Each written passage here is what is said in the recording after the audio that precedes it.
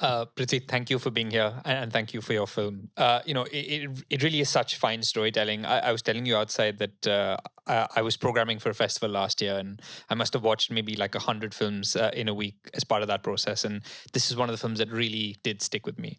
And I'm so glad to be able to talk to you about it now. I want to start with this idea of grippingness.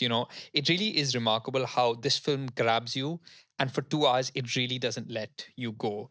And that's obviously not easy to do. So, what? Because it really is sort of this human drama that's packaged like a thriller.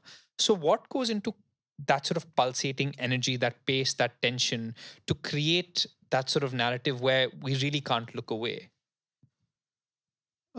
First of all, thank you so much for having me and screening my film. Well, the idea is very basic. Actually, it's the craft, craft and a ton of rewrites. Nothing, there is no magic. Basically, stick to the craft. That's it. Any film, any story for that matter, that holds you from the beginning till the end is just sticking to the basic craft. That's it. Nothing more than that. When you stick to the crafts, it will be engaging because see the idea of see when you think about writing, what happens is particularly as you in the beginning when you make your first or second films, you very much focused on your craft, but later on you tend to kind of lose control over your craft because there are a lot of other distractions. Just if you stick to the craft, no matter how many stories you tell, no matter how many films you make, you will end up telling a gripping story. That's it. I mean, I can't give a more romantic answer, so I'm going to give the fact as it is. It's the craft. And just in terms of the writing, it's in the way the film escalates the narrative, the way events really sort of start increasingly getting out of hand. What was the art of cracking that without things ever feeling melodramatic or silly, or getting sort of, because you're always rooting it in humanity, but things really are increasing, the stakes keep increasing. So what was the balancing act there? See, one thing is I learned a lot from Iranian cinema. I've said that many times. What that has taught me, what Iranian cinema has taught me, is that you can tell a very engaging, very intense story, just rooted in simple realities. It's rooted and the trick is exploring the details. Actually, that's what they have done. That's what I have learned from their great cinemas. Actually, the more you explore the details of the character, the situations, the story, the more gripping it becomes. And one thing is to elevate it as the story progresses, to make the conflict stronger and make it more interesting and the stakes higher. uh, Again, I think I will have to go back to the idea of craft here. And again, see, when I use the word craft, you can take it lightly, but the thing is, Iranian cinema does it so well. They have mastered this craft. Actually, today I feel that not just Indian cinema, even the so-called Hollywood cinema has a lot to learn from Iranian cinema. They have mastered this. You don't need big stunts. You don't need big sets. You don't need anything. It is all in the human emotions. It's all in our psychology. See, imagine you have a small kid, 2.5 year old kid. For that kid, a small trinket becomes a question of life and death for her, for her or him, for that kid. That's it. So explore something that is so important to these characters, and take it to a place where it for those characters, you have to get it. You have to get whatever. It may be a simple thing. It For us, it for an outsider, it may not seem like a big deal, but when the character feels that this is so important to that character, then a person watching it from the outside will also empathize with the character. He will feel, okay, this character needs it. So that's the whole idea of elevating the conflict, and taking it to a level where it's so tense. uh, I mean, it's again, I have to talk about the craft. It's all about the craft. The moment you focus on the craft, you can get it done. And how difficult and how fun was it to constantly keep playing with the audience's perception of these characters? Because I feel like in a film like this, we're all looking for someone to condemn, someone to judge. We're looking for a villain, and every time we feel like you've given us that, you humanize them. You have us empathize with them. So how tricky was that to do, and to sort of ensure that anyone that we're trying to sort of Mm. look down on, actually you are sort of humanizing them and saying it is more complicated. Um, One of the ideas is to look at each character from different perspectives. How the character perceives of himself or herself, and how the immediate other characters look at that particular character, and how a third person would look at that character. If you consider all these factors, then you can always well, the word you used, phrase you used was to play with the their to keep their motivation suspect. Basically, you don't know what is their true intent. You know what is it that they're seeking on the outside, but what is it that they want from the inside? Is it just something that they want, or is it beyond that? When you just explore those ideas, then you can make it make those characters very interesting, and give those shades to those characters, and keep their motivations suspect, so the audience can keep guessing till the very end. Maybe in the end it's revealed, maybe not. In fact, in this story, if it had worked financially for us, we had the plan of making a sequel. Not the plan, but an idea. But it didn't, so right now it's dropped. But if we had that opportunity to explore, let's say, a sequel, then a lot of questions that have remained question in this film, we could have addressed. I'm not saying I would have probably answered them, but I would have probably explored them even more. Maybe taken it in different directions, maybe asked more questions, and make those characters even more rich. Could you give us a sense of what those some of those ideas were? You don't want to tell us. Well, I could just tell you that it would have been a lot of court cases. Okay. Speaking of court cases, I want to talk to you about that ending. When you're watching this film, you are wondering where it will end, and you chose such an specific ending point where she is on trial, and we don't know how that's going to pan out, but it's not looking good. Why did you feel like that was the right way to end the story? See, if you look at the story, towards the end of this story, and in the sense, the end of this film, uh, there are at least half a dozen court cases. I mean, of course, we have not mentioned them specifically, but there are. So, like I said, if I had the opportunity to explore the story further, I would have been exploring those court cases. So, of all the court cases that I would have probably explored, the most important would have been this one, State versus Deepa. So, that's where it ends. It ends with Deepa saying that she is an adult.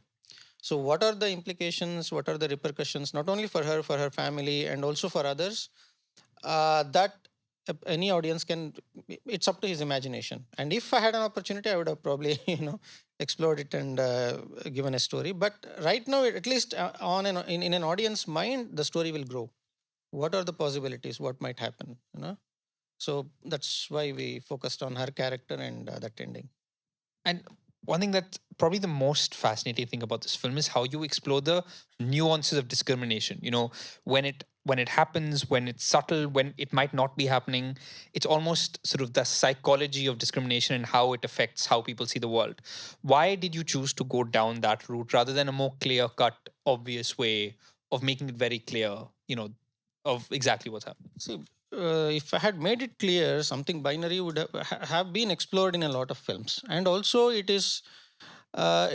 would have been a little lazy writing if I had done that. I wanted to explore something that people have probably have not seen in many Indian films. Discrimination is one thing. That's why I cautiously use the word dynamics rather than discrimination, because see, if anybody in India has any knowledge of castes, any deeper knowledge of caste, and then he will tell you that his understanding of caste dynamics in India is probably a minuscule of a percentage. Nobody understands the whole caste dynamics of India. Now, I'm not saying because of the breadth of India.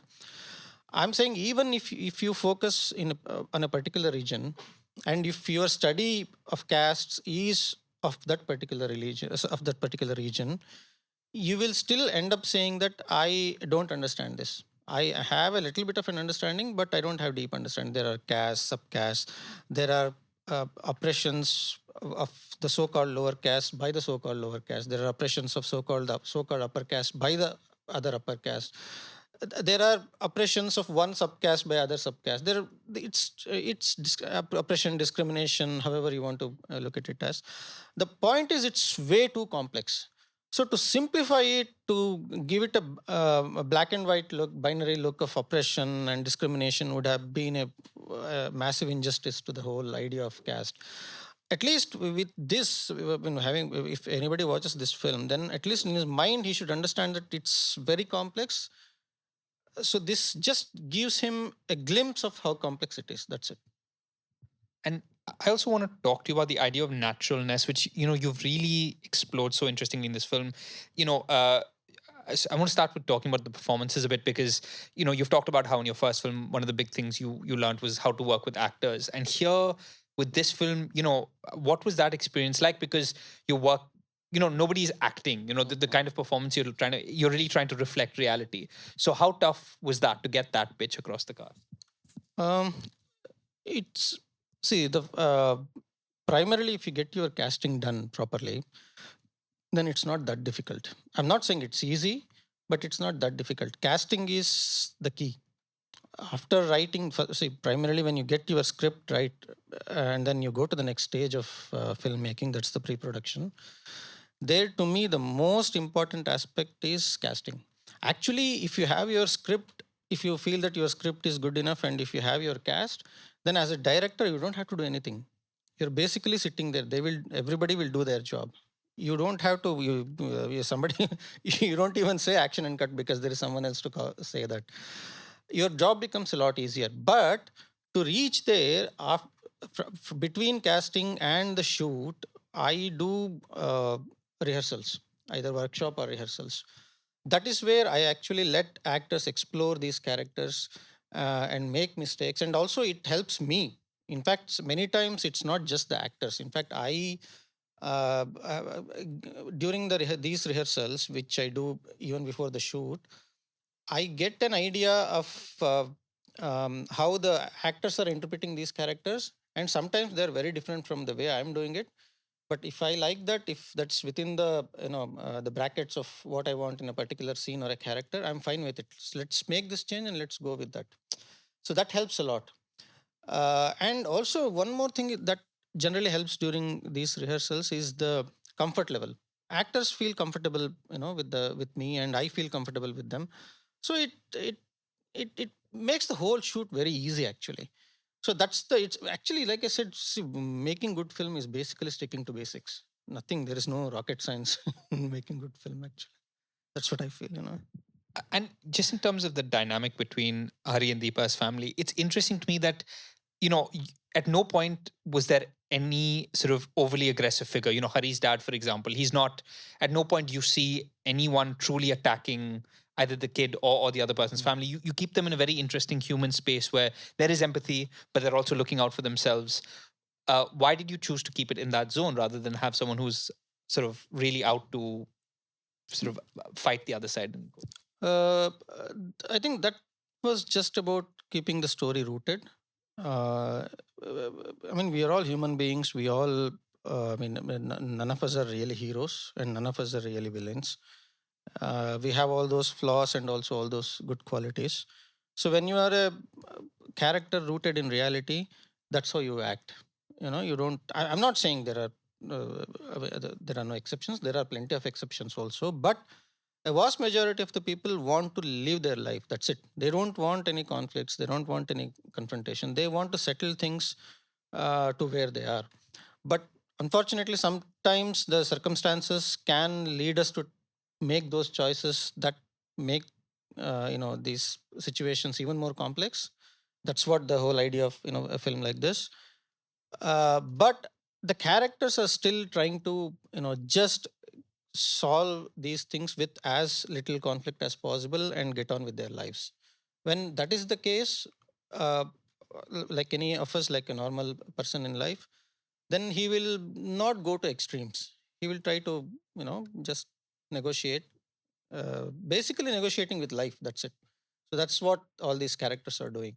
But their situation is unfortunately, so complex, that they have to make those difficult choices, and that lead to more complexities.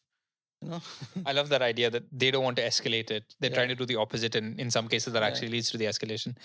You've also said that one thing you wish you did with this film is explore their love story more. yes, yes. Why do you feel that is?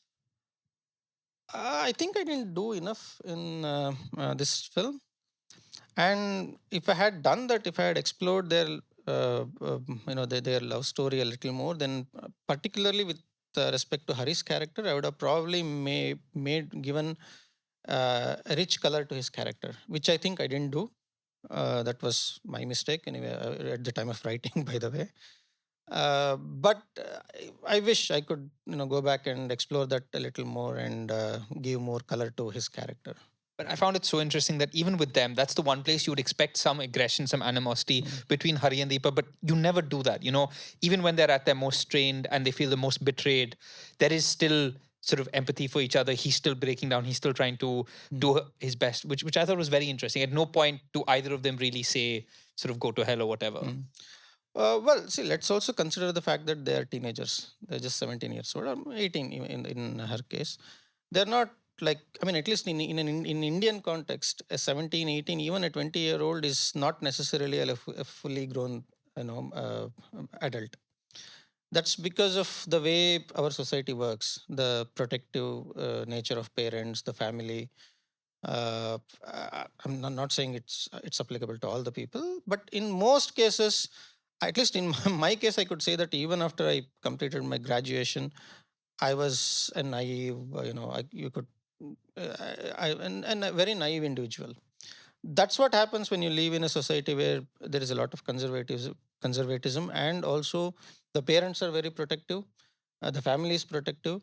That means even a little bit of aggression, of any form, from a boy or a girl of that age, uh, is not possible. Actually, you can't think of that kind of an aggression in that family environment. So that's the, whole idea of these two characters. In fact, if you look at the two, it's Deepa who comes from a more dysfunctional family, and that's why you see a slightly more aggressive nature in her, not in Hari. So that's the whole idea of, the two teenagers and their contrasting lifestyles, and also their contrasting, a little bit of a contrasting character. And I love the fact that so much of the film uses silence. There is no sort of background music, where it really feels like then it's about the drama, it's about the characters. You're not trying to, in quotes, manipulate us or extend the emotion. Why did you feel like that's the right way to go about it? Well, mostly because we don't have money to music.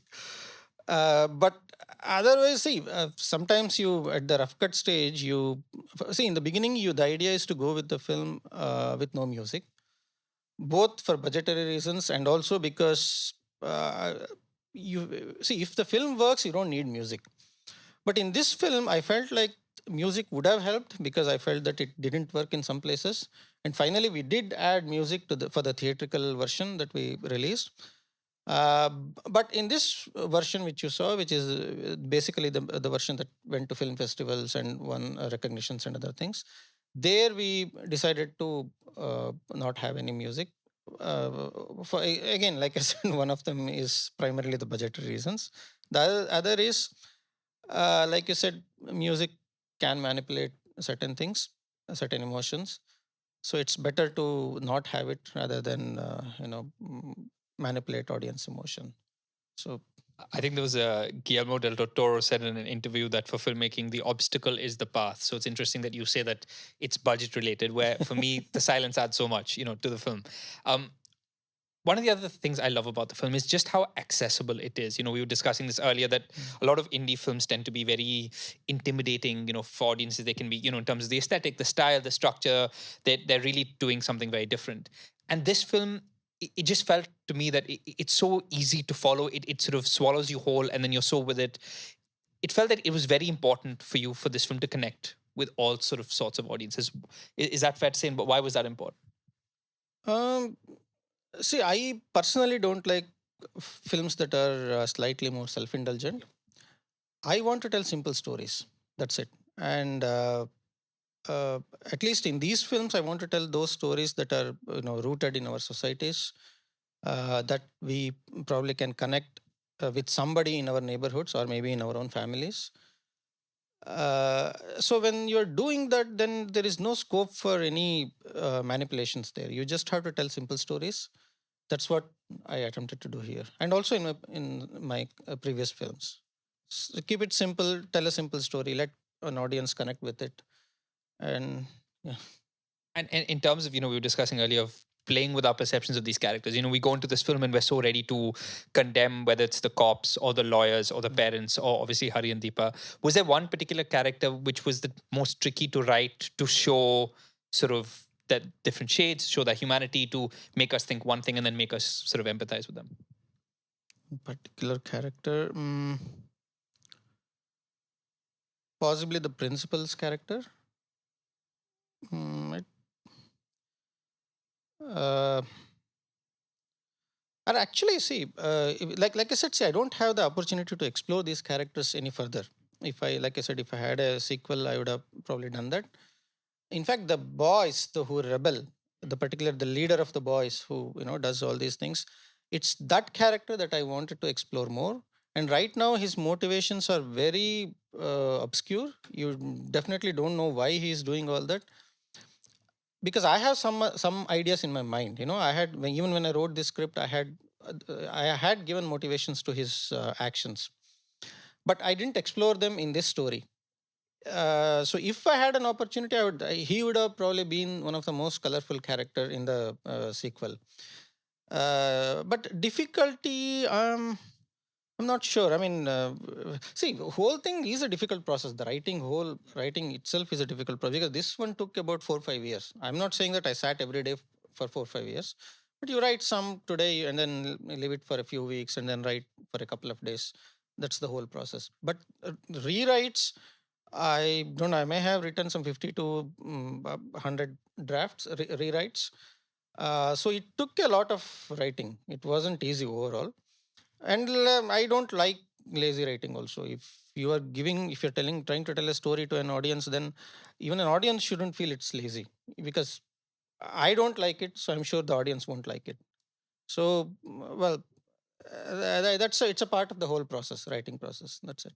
Speaking of that character of Hari's friend, I have to say that that sequence at the end uh, was so tense, because again, you understand everyone's motivations, when all the students are sort of ganging up on the teachers, and then your heart's in your mouth because you're like, you again, it's an opportunity for things to really get out of hand, and you play with that so interestingly, and then it de-escalates.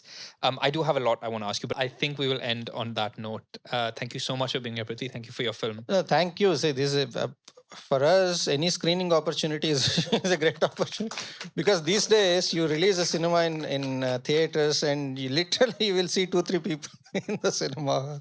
I mean, that's happening to commercial cinema also, not just independent films. But for us, it's just worse. So to see so many people, the two with IPL finals going on on a Sunday evening. So thank you so much, and thank you to Film Companion and G5A for all this great opportunity. So I'm really grateful that I had it. Previously, it was supposed to be screened some months ago, but again, because of cricket, it was postponed, I guess. So thank you so much. Thank you, everyone. Thanks.